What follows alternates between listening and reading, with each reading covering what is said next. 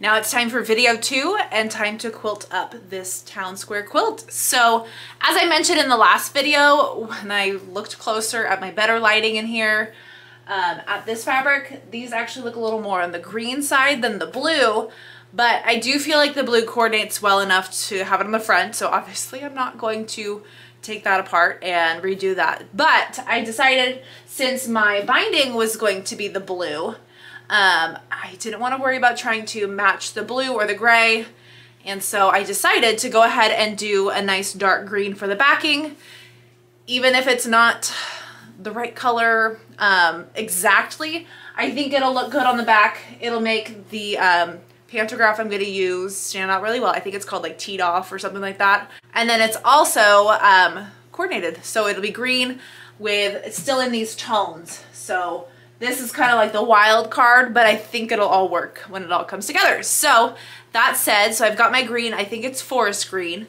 And then for my thread, instead of buying a new spool, and I actually had one that seems like a pretty good match.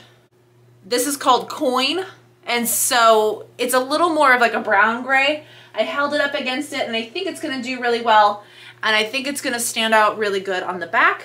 So then you'll get that full design on the back there. So what I need to do now is I'm gonna go piece this. I might be at the point where I need to piece my batting as well. So I'm gonna do that. And if I don't, then I'll just grab a new chunk. Otherwise, I'm gonna go do those things, and then we'll be back when it's time to load in.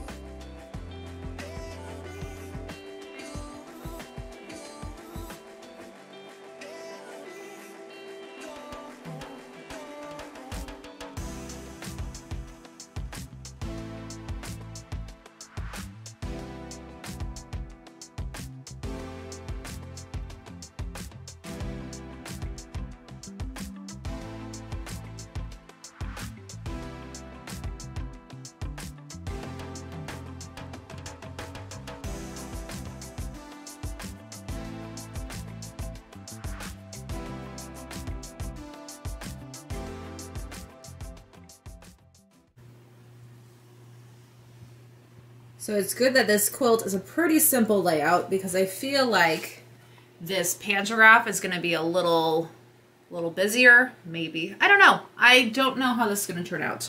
I think it's going to turn out good. But that said, we're going to start stitching.